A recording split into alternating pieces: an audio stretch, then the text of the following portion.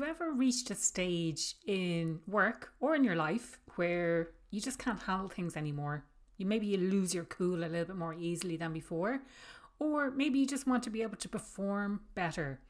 So my guest on the Happier at Work podcast this week is Marie-Helene Pelletier, MH for short, and we have a really interesting discussion about resilience. And it's not your typical approach to resilience. We talk about why resilience is important, how most people know what it is that they need to do, but there's something getting in the way, preventing them from actually taking that action.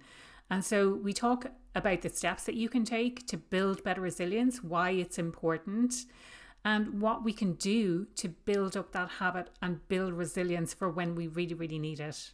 I really hope you enjoyed today's episode. Don't forget to drop a comment below. Let me know what's one thing you're going to do differently. Marie-Helene, you're so welcome to the Happier at Work podcast. I'm so thrilled to have you here because I know this has been on the cards for a while. So I would love to know a little bit more about your background. Your area of expertise is resilience. I just love to know, like, how did you get into that? And what is that journey that you took to get you there? Yes. And first, thank you so much for having me. I have been looking forward to this conversation, Aoife, for a while. So thrilled to be here. Background. So first did my studies in psychology, then ended up doing research in, this is now many years ago, but in telehealth. Oh, can we do therapy via video conferencing? Oh, big deal. And at the time, it was actually a very pre-embryonic pioneer type thing, but it also required a lot of management because of this, managing the technology, the costs associated with it, lots of things. That then sparked my interest in management. So then continued my training with business training, that MBA thing. After that, I worked in workplace mental health and mostly in employee and family assistance program, but also in other areas as well. Loved all this. But with this combined background, ended up working in management roles, which is what I was very interested in, and progressed from very junior leadership roles, like managing a call center, which is like entering a fire every day, to mid-manager, where you have the pressure for both sides, and then more senior leadership roles in this industry and others, including insurance and other governance roles. And so in the past 7 years, I've been on my own doing mostly keynote speaking, executive coaching, and I still have a practice as a psychologist as well. An author, I guess. And that's the other piece. Exactly. The most the recent resilience edition. Plan. Yes. And why the fascination specifically with resilience? Like, is that something that you saw coming up again? Is it something that you had a specific experience with? I'd love to dig a bit deeper into that. Yes. It came from so many directions. It only became clear at some point, but when I then looked back, I was like, oh yeah, it was in the works. We It can connect the came, dots, I think, by looking right? backwards. Isn't that what Steve Jobs said? Yeah. Yeah. It absolutely can. So some of the pieces that connected with it in the moment, I guess, when I got to, okay, this is a key area I want to focus on and bring to even more people. Because I had this combination of psychology and business, I ended up working a lot with people who were in leadership roles because they valued having this combined background and experience.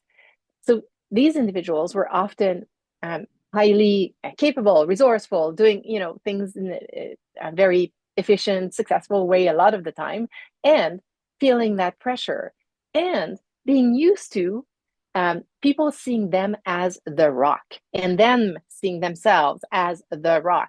So it was not a group that I could speak to and bring up, say, their mental health, which, yes, it's a good topic. They were not open to it. If I brought instead the door of resilience, where we're going through adversity, learning from it, coming out even stronger, that was speaking their language. And also was very relevant given the types of challenges and the context that they're in. And so that's where that seemed to really work well for people I was working with and just for my area of interest. But then it also connected from early days in employee and family assistance program, which is a lot about resilience as well. And my interest in general, being proactive in dealing with any challenges we have. So Yeah. it connected in a number of ways. Yeah, I think it's really interesting that distinction between let's talk about your mental health versus let's talk about resilience, where you could be dealing with exactly the same thing, exactly the same symptoms, and probably very similar solutions as well. But it's the tweak in language between speaking about mental health versus resilience. Is that kind of something that you notice yourself? There are many, I mean, of course, resilience is part of our overall mental health. There are Mm, ranges of the mental health continuum where we are in a different place than building resilience, for example. So that exists and that's there. And if we're looking at people who are well functioning, generally dealing with things in a way that's working, that's healthy, that they're contributing in all this, and dealing with the daily stressors, both the acute and the chronic ones, then resilience really resonates. But of mm, course, as we build resilience, we are building our mental health, and it's also very relational. We're helping build the resilience and mental health of others around us. mm. Brilliant. I want to throw a little slight spanner in the works, and I would just love to get your perspective on it. I want to dig into it before we go on to talk in a little bit more detail about what resilience actually is and how we can build it and, how we can utilize it. Um, what I want to ask about is this idea that organizations sometimes use this as a strategy. So they sort of say, this is what I'm seeing out there, is they say that employees need to be more resilient Hmm. rather than taking responsibility themselves as leaders to reduce workloads and to focus on well-being and things like that. So the kind of using the employees and maybe victim blaming, saying it's your fault, you need to be more resilient, and let's bring in someone and let's talk about resilience. Do you see that kind of thing happening? Are they kind of two sides of the same coin, so to speak? Can we unpick that a little bit before we go on to talk about resilience in a bit more detail? Well, I think you are talking about resilience in more detail going in with this most Yeah. important question. Really, it is, it is one of the key questions we want to make sure we address when we start Mm, this conversation. And, am I seeing it? I'm seeing it differently in different industries, in different countries, in different places that companies are on their journey towards incorporating a broader perspective on the mm, health of their overall employees. So some organizations will be earlier in their journeys, and we all need to start somewhere. It's just like when we start any new sport, we will not usually be fantastic and incorporating all the things, right? When we're starting a new sport, we're starting to run. Oh, we may get injured. Oh, we may not have the right shoes for for our particular shape. You know, all these things. But I would say, you know what? Even if it's not perfect, let's start. So we may sometimes start at a place where we're thinking, oh, well, if resilience is individual, let's help the individual employees be even more resilient. Okay, that's a place to start. Is this where we want to be? No, it isn't, because resilience in the work context is, this is a system. And in the system, we have individuals, teams, and organization. So we cannot look at actually where we're going. We're not looking at individual resilience only. That would be a mistake. We mm, don't want to only look at team resilience or only look at organizational resilience either, because we would be missing a place where we as individuals have agency, and we want to use that too. mm, So I could go on and on about this. It's a very important question. But as a start, yes, we do not want to say that resilience at work only resides with the individual. Let's make them more resilient and we'll be there. It would be not a good investment, because if we do this, it's almost like if we did say water a plant, but it's going right through the soil, and so it's not going in the right direction. There are many other variables, and we want to take them into consideration. mm, But not only that, the challenge also, if we stay there too long, is in my analogy of doing a sport with the wrong shoes, you're going to hurt yourself. So here, if you stay there too long, only putting individual resilience on the individual, you can send the message that you have zero responsibility in it, that it is all in their hands. And that if they are not being resilient or suffering, it reflects a defect or a weakness in them. And that is so not a helpful message, not the message that organizations want to send, and absolutely not helpful. So is that a place to start? Sure. Do we want to stay there? Absolutely not. This is just step number one in this process. Where we're going is this is a system. We want to be strategic about it in all the parts of the system. Brilliant. I love that. And I love the analogy that you've used about the plant as well. Because I've, and I'm thinking back, I don't know who said this, it might have been Adam Grant. He talks about when you're watering a plant, or when a plant dies, I think is what he says. When a plant dies, we don't say the plant should have learned how to cope without water, or should have learned how to cope without soil, or whatever it might be. We blame the environment that it was in. It wasn't in the right environment. And so it's all about that environment. So I love that the analogy of the plant and the sports use, like it's all of these little pieces come together to build up resilience in ourselves, which can be a personal thing, but actually we're part of a system as well. And it also needs to be thought about in a systemic way. Yes. The only thing I would say is here we do actually have more agency than a plant. The plant is, in fact, a bit more just the recipient of all these external factors, which is, and I think it's a very strong image because sometimes we don't think about these other external factors. So it actually sort of is a strong image to say, oh, wait a second. Yeah, we absolutely need to think about these external variables, 100%. The only thing I would say is, we've got more even in better. us than a plant. No, I think that's such a valid point. Because maybe we think we're plants and we can't ask for more sunshine or more water or better soil or fertilization or whatever it might be.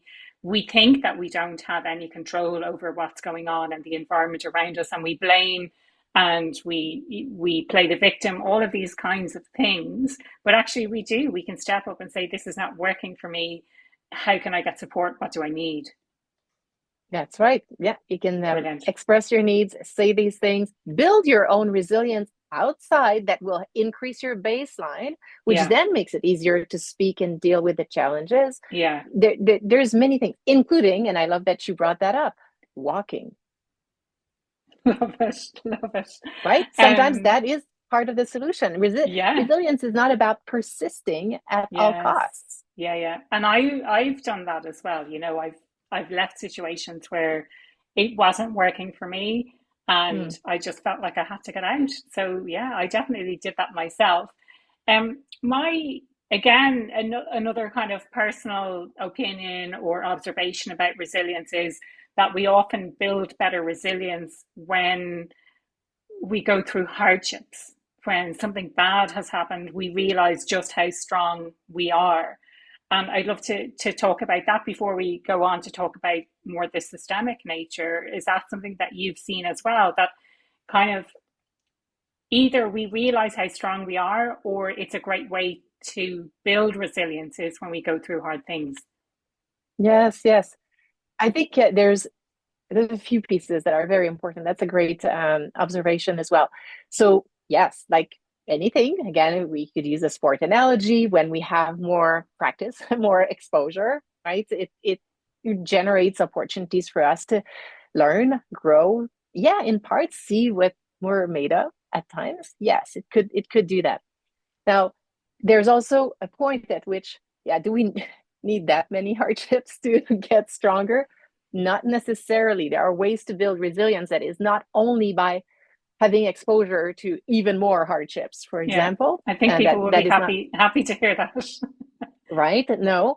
That being said, when we're thinking about helping the children around us build their resilience, it is a bit of an important aspect, because sometimes especially as, say, parents, like the person or guardian, caregiver, the person that's very close to the child, we sometimes would sort of love to protect them from any of the challenges or difficulties. And sometimes the reflex is to remove the painful moment or these kinds of things. And in fact, assuming that it's okay for the child to handle it. Of course, we're there to protect a certain degree of hardship, of course, but leaving some of that for them to feel and learn from is important. So that connects a bit with this part of your question. Um, what we also want to keep an eye on, back to being exposed to hardships and that kind of thing, is that we want to be sensitive to the hero narrative that sometimes we hear, that Yeah. we even see in movies, that we've heard for years, we've seen in movies for years. The traditional, the person is going through a terrible time and on their own get out of all this and Mm. succeed in the end. That's a It has gotten to us a bit. And the unfortunate piece with this is that resilience is not an individual sport. It's Mm. very relational. It's Mm. in part structural. So there are these factors around us that allow us to emerge even stronger. So if we're going to think about, yes, they're going through hardships, let's make sure as we learn from these moments where we've gone through hardships, that, yeah, we identify some of the things we did that contributed to getting even more resilience out of this and keeping that with us moving forward. And let's make sure we acknowledge and see the external factors that were there, the people that were there, and how can we be there also for people? How are we really, even right now, there for other people as well? So that we keep this aspect in mind. Because just the thinking it was just me on my own and I made it alone may not Mm. cover the full story. Yeah, it's so funny because I can absolutely relate to that, both from watching movies, but also in my own life. And Yes. somewhere along the way, I learned to be hyper independent and I don't need anyone and I don't need support. And it's hard to ask for help and it's hard to then receive help, even if people ask. You're like, no, no, I can do this on my own. I don't need anyone's help. But I think that we have that narrative and when we live that experience, and I think it makes it harder to make those connections that can build that resilience, that relational resilience that we're looking for. So I think that's such an interesting point. I wanted to come back to what you said about what I heard about, like it's like protecting kids with cotton wool, basically by not exposing them to anything bad that could happen.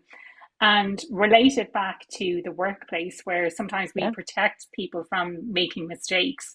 And sometimes people need to learn their own mistakes. They need to make those mistakes so that they know not to make those mistakes again, so that they know what it feels like when things don't go 100% to plan or whatever it might be, that there's great learning in that as well.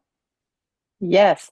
In and love that you made that connection, because I'm actually hearing this from employers that they're seeing sometimes the newer hires, fabulous young hires that just, early career and all this, and they're brilliant, doing great and all this. And then they make a mistake and they crumble Yeah. because there has been such a degree of protection in their history so far from parents, Mm, but not just parents, things that yeah. they're exposed to, their education environment, many things that then comes with them as they start their career. And then Mm, the employers are like, well, wait a second, we will learn from this. We yeah. do accept mistakes here and we try not to have them, but they happen. We will fix the mistake, fix the consequences of the mistakes, learn from it. It's fine. And but they are like undone completely. Yeah. And so, right? So, yet it is absolutely what we'll need even more of in our workplaces where we now have AI present. We'll have even more of a presence of AI, which means we do want to sometimes test, to sometimes make mistakes, to learn from these things, to be able to talk about these situations so we navigate even better with everything, including AI. So, yes, it's part of how we'll design our cultures, in our teams. And I know I'm speaking to you, I'm interested in your thoughts about this too. But it's part of it. Yeah. Brilliant. I love that. And yeah, I suppose talking more broadly than resilience, like are there some specific steps that we can take to build that as an individual, but then also collectively as a team or within an organization? Yes, there are. And I bet as, we're having this conversation and people are listening, they're thinking, well, yeah, she's going to talk about exercise and she's going to talk about relationships. And you'll be right. I will. Because research is behind all these beautiful suggestions and recommendations. The main challenge, so yes, just so we're all on the same page, yes, there are actions that we know from research, and we're not talking about one or two studies. We're talking about body of research. We're talking about exercise, including cardio, strength training, meditative type activities. We're talking about having our sleep 7 to 8 hours a night most of the time, relationships, spending time with people we enjoy spending time with, nutrition, healthy most of the time. And then there are other variables like spending time in nature, helping others, volunteer work, spirituality, if it's part of your life. So, and we've heard about these things, especially after pandemic. We've most people have heard this is not the challenge. The challenge is implementation. Okay. It's how do we, and I'll talk as individuals first, team and organization slightly different because there's a structure there that helps. But for us as individuals, most people I speak to trust the research, would love to have these things in their lives. That would be great. But their life is full, overflowing. Yeah. And they don't see how they're going to bring any of this. Sometimes they do if it fits, in the end, at the end of the week, the day, at the end of the vacation, maybe, but mostly not. And so what's missing is landing these actions, a version of these actions in each of our particular context. And that's when I thought I started doing this in my work. And now that's the basis of the book that I wrote. We need to bring what we know from psychology and bring what we know from strategy, the same types of things we do in business. So we create a strategic resilience plan for ourselves in the current context, meaning my plan today, your plan today, will not necessarily be the same plan in 3 months from now. And your plan will be different from mine, even though we're basing it on the same variables here. And that's the key difference there. So I would say on the personal side, definitely being on the strategic side is what makes the difference. Yeah. And then there's also pieces on the work side, but I'll pause there for right now. I'd love to hear your thoughts about this. No, let's pause there. And I think that's it's an interesting insight, isn't it? And it's probably, to me, it's the knowing doing gap, isn't it? We know all of this stuff, but why can't we actually implement it? Why can't we do anything about it? We know we need 7 to 8 hours sleep. We know we need to move every day, whatever that looks like for you. We need to eat healthy. We know we need to drink less alcohol. All of these things we know that we need to do. Have less stress. Spend time in nature. But spend time with people that we care about. We know we need to do all of these things, but like you say, and I love your description of our lives are so full. And there is a previous podcast episode where we talk about what it means to have a full life versus a busy life. So many people are running around. We're so busy. And I think especially now, and I don't know what has changed, but I feel like there's some sort of acceleration happening where people want to get stuff done more and more quickly. Maybe it's the speed of AI, and we feel like we have to consistently and constantly be doing more. So how do we actually make that time? And like you say, having a unique approach for us. So, I might say, well, my sleep is actually okay. I'm getting 7 to 8 hours. Sometimes I might stay up a little bit late if I'm watching something on Netflix. I don't mind admitting that. We're between friends here. Yeah, we all do. We get caught out and I'm like, oh, I really want to watch that last episode. So yeah, sleep might be okay, but there might be other parts that I need to do. And maybe it's a kind of a longer term plan where I'm like, okay, so I'm going to focus on this specific area for the next 3 months. We'll see how that goes until that becomes BAU, business as usual, or into my daily routines. And then have a think about something else, or have a different focus area, or maybe have a look at these different pillars and think, well, what, I'm putting on my coaching hat now. What would have the biggest impact for me?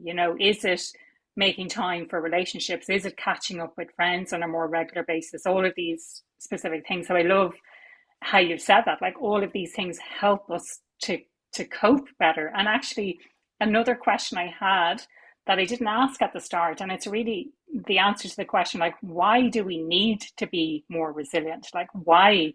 What is the reason? Like, why do we need resilience? I know, right? That's a good question. Um, so we are going to have all kinds of things that are happening in our full lives, and I often refer to these things as demands. And by Mm, demands, I mean anything that is requiring time, energy, investment, focus, yeah. all of these things from us. And a demand, sometimes people start by thinking it has to be negative, like something I don't want. I wish I didn't have a demand. No, no, no. Things that are very positive are also demands. Mm, Huh? So we've got a promotion. We are moving to a different place that we love, but now we need to like reorganize everything in it, kind of thing. These are positive, but they're still demands. It's not mm, just the same going on that's stable and predictable or relatively predictable. So we're going to have these demands. And we as humans have values, things that are important for us that we want to make sure we bring to our lives, that kind of thing.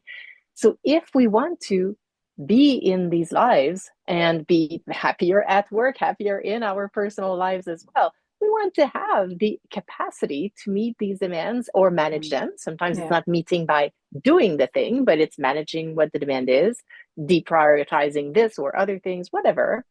But we need some level of energy to do this. So that resilience is what allows us to make our best contributions, be our happiest self, whether Mm, it's at work or in our personal lives.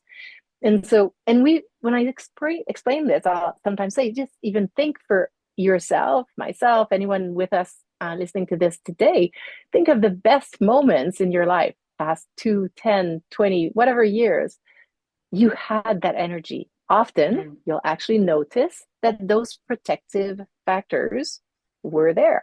Yeah, you were moving your body. You were in nature. You were doing all these things. And that often is because these other moments earlier in life, these factors were naturally there, either because you mm, had less other demands, which happens in earlier adult life typically, um, or for whatever other reasons. And all we're saying is now we need to be more deliberate about them, hence mm, having a strategic plan. But yeah. the reason we need it is so we can be and contribute and be as happy and enjoying our lives as possible. Yeah, I love that explanation. And what's springing to my mind is the opposite when you don't have that. And when you feel like it's hard to make a decision, it's hard to prioritize, Yeah, yeah, you find it really hard to cope with even little things when little things go wrong, or you just lose it completely. You're like, I just yes. cannot deal with this at all. So that's kind of what's springing to mind for me when you talk about you have all of these ways, and it help. I love the description of it's the demands and our capacity to be able to meet the demands, some of which are positive in our lives. I absolutely love that as an explanation, and hopefully it frames it well for people to get a better insight into, well, why is it important to do all of these things? Yes, and it's important to also see what you were describing, like the opposite, right? What Mm, happens when we don't have it? yeah, Because sometimes people will be in a good phase and they'll say, "Well, MH, I don't really need to invest in it. Like, look, things are going great. That's wonderful." But they are in a situation where there are high demands right now. It's working well, but as we yeah, know, if you're in a situation with high demands right now going well, more demands may come, and that yeah. may require even more from you. And it is, I think, important to think both about the carrot and the stick in some ways. There Mm, are lots of wonderful benefits in investing, but there are also real challenges if you don't, which, yeah. yes, could lead to that, which you were describing, more difficult to concentrate, to make Mm, decisions. Uh, and yeah, we may also, it comes across in how we interact, more impulsivity, more um, impatience in our interactions with okay. others. Yeah, yeah. And then, but all this at some point impacts your brand. And Yeah. if you're not going to go at it from a health perspective, which of course part of me is thinking from a health perspective, yes, you need to. Mm. But if I'm not going to catch you here, I'm going to catch you on the brand side of things. Yeah, yeah, You've yeah. How built you're actually your showing brand. up. Yeah. Mm. You've built your brand for years. You've worked to get to where you are. And do you really want to take the risk of your performance sliding, the way you're Mm. leading or the way you're contributing as an Yeah, individual contributor, sliding in a way that is absolutely not what you've spent years building? No, yeah, you don't. yeah. I was gonna move on to the systemic nature, the kind of team relational side of things. But I wonder, is this separate to an individual reaching out for help to build their resilience and speak about the stuff that they're going through, basically? Can we separate those two from each other, or is it all part of the same thing? Both. So Okay. sometimes, Both right? and Because I great, would say, love it. yeah, I will take both actually, because sometimes depending, and that's why I'm arguing, it is such dependent on our individual context, right? Yeah. You may find yourself at the door of burnout, say, right now. Mm, Well, then if you're at the door, like literally one foot is potentially in that door, then the first part may actually be to connect with health professionals, so mm, psychologists, physician, because at this point your health is so impacted that we need first to attend to this and then later see what we do from a work perspective.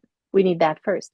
If we are not that at that door right now, but we are experiencing more overload, less engagement with the work we do, then perhaps there it is a conversation with the workplace, keeping in mind I may also decide to speak with a psychologist or my coach, for example, to also preventatively start talking about my strategies here.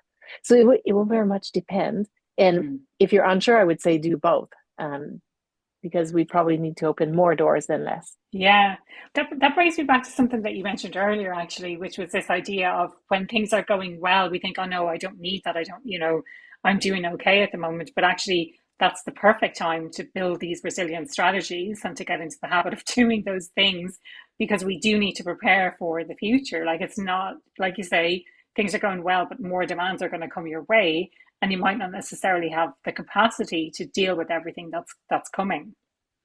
Yes, yes, exactly. We want to think of it proactively, and often I'll give that analogy of in a workplace, completely separate. If we're dealing with, say, a new product launch that we want to be successful in launching and succeeding with that product over time, over the years, we won't just say, "Oh yeah, we have a new product, let's go." We'll say, "We have a new product. Okay, let's see who else is offering this product right now, who is buying it, how much are they willing to pay for it, which forces in the near or far future might impact the interest in this product."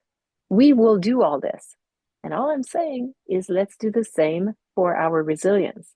Let's look Mm, at our context, what forces might impact it, that kind of thing, so that we set ourselves up in a deliberate way for right now and the moderate and longer term, and evolve that strategy the same way we would in a workplace about a yeah. product.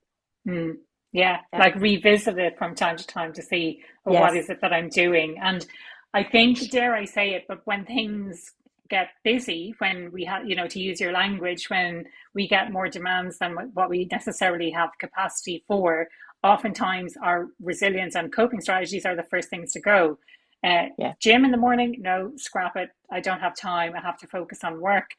I don't have time to cook a healthy meal, so I'm going to get a takeout or whatever it might be. Um, I'm trying to think now what else. Sleep. Oh no, I'm going to be working until 1 in the morning. I can So cut sleep goes there. out Yeah. the window as well.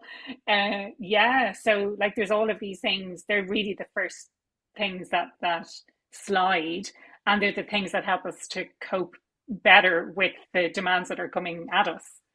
Yes. And yet, when I ask people, you know, to think of the CEO of their organization, how is this person doing? What do we know about how they handle all this? Well, very often they'll notice this person is protecting their time to move their body, their exercise. Mm, They are protecting their sleep.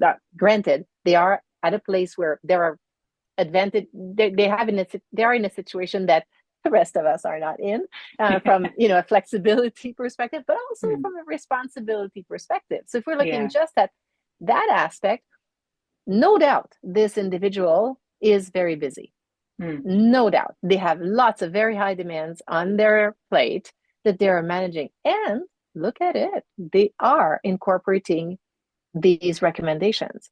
So, and we do know from body of research that even a small amount of exercise will make your brain think clearer. Better Mm. choice in what you're eating will make a difference in how more productive you're going to be this afternoon.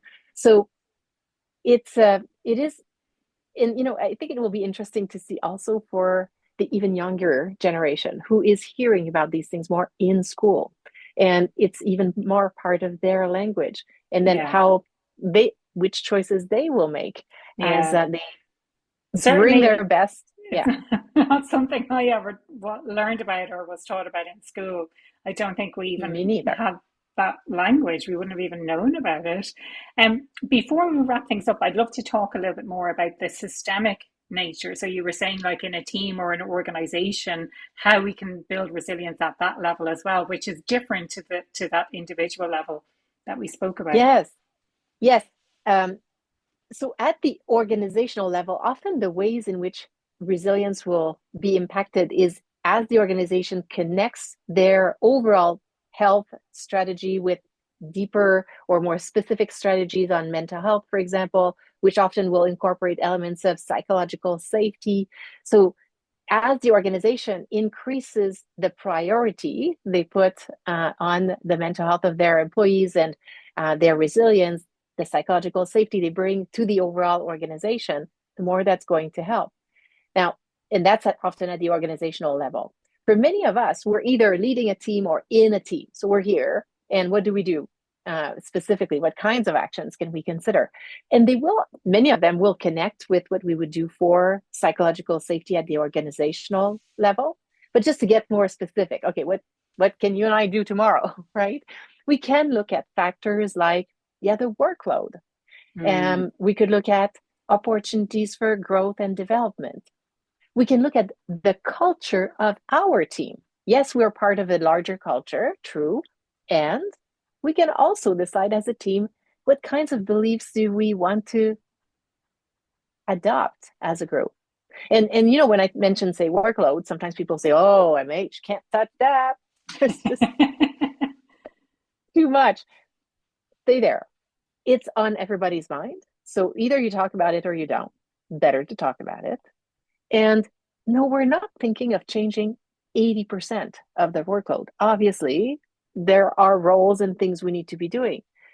What I would encourage all of us, that includes me, to continue to do is stay curious about which small portion can shift.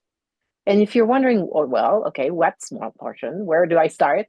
Maybe start with the biggest irritants, the moments that all of us get stressed about, because sometimes, I don't know, they don't happen very often, but when they do, the stakes are really high because we're not used to dealing with this. Okay, can we put the microscope on this, have even better guidelines, make sure we have 3 people on the thing when that happens, so we are feeling supported. And then suddenly it feels like a 20% change, yet it was Mm. less than 1%, but we Yeah. tweaked something that was significant, the biggest impact, like you were reflecting on earlier on something else.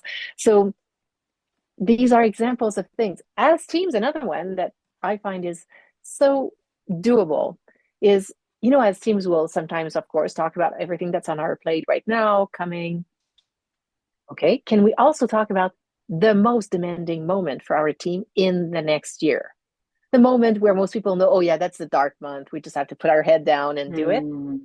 Doesn't have to be. What could we do differently this year? What do we need to do in the 3 months prior to this to help us when we get there? What can we do after? Yes, there's usually the debrief, what we could do better, fine. Okay, can we add who else can we thank? Who else outside of the team helped us go through this?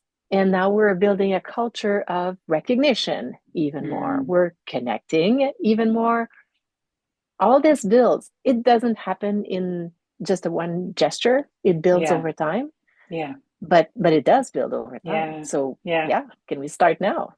No, I think it's so important. And the workload thing for me, like when I talk about workplace well-being, the first thing I'll address is the workload. Like we can't talk about workplace well-being without talking about the workload that we Correct. all I agree. have. And I guess that, yeah, most people feel like they can't change the workload, but there are some things that you can do. There are some things that are in individuals' control, things like looking at the meetings that you attend, things like checking your emails only twice a day and having agreements around communications that they don't come at certain times of night, or emergencies, or text for emergency or phone call for emergency, or whatever, so you don't checking stuff all the time and picking up on things that you shouldn't really be picking up on, emails throughout the evening. I was going to say night. I suppose I mean evening, really. The other thing that I've become quite interested in recently is this idea of expectations. So the expectations that we place on ourselves, the expectations we place on other people, and the expectations that we think other people have of us, which I think causes us to show up in a certain way and maybe work a certain way. But challenging those expectations, or pushing back on deadlines, or asking questions that mean that the workload gets reduced, or getting clearer on expectations around time and quality of deliverables that you need to be working on, so that it takes less time for you to actually do it. And I think sometimes we're so afraid to ask for clarification for expectations, because somehow that means that we don't know how to do our job, that we're kind of placing the onus down on someone else to provide the expectation, but the onus should be on them to provide a clear explanation, and set those clear expectations and guidelines about what it is that we're working on. And I think that that can really help to reduce that burden of workload, and a sense of overwork.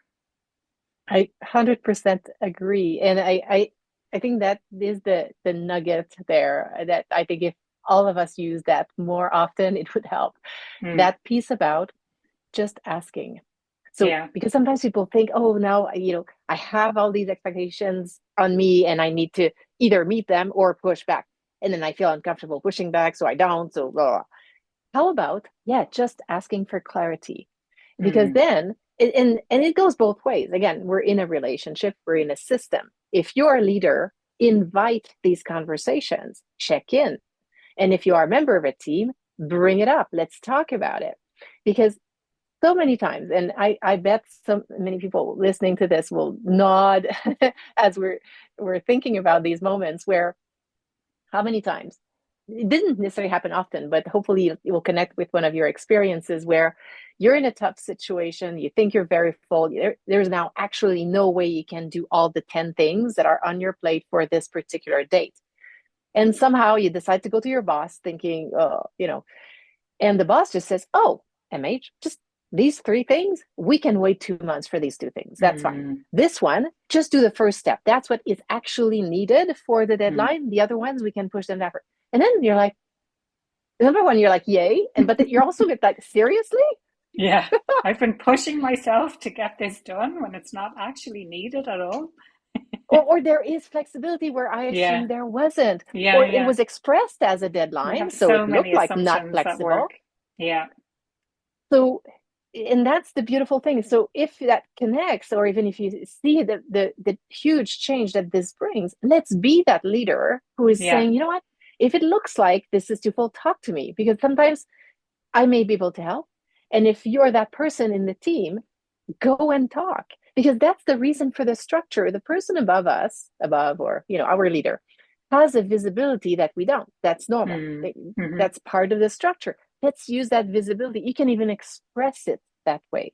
Mm. Given that you have a visibility that I don't, I just thought I would check, is there something here that has any flexibility on it that I'm not seeing? Very Easy. friendly.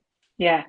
I think there'll be a lot of Doable. people taking down notes from that phrase in particular, and using that with their leaders, or encouraging people to ask those kinds of questions as well, to Yes. avoid these kinds of situations. Yes. Yes. Yeah. Exactly. Brilliant. MH, the question I ask everyone who comes on the podcast, what does being happier at work mean to you? Oh, and I think I touched on it as we were talking today. I'm going to have to say it is having even more strategic resilience at all levels. Because, right, even we saw it even in our conversation, right? As we have, say, an organization, a team, and us as individuals, all investing with even more deliberate intention in resilience for all of these groups, then that opens a door for everything else to be more fantastic. We can bring our best. We can feel that sense of purpose, that sense of meaning, have better relationships.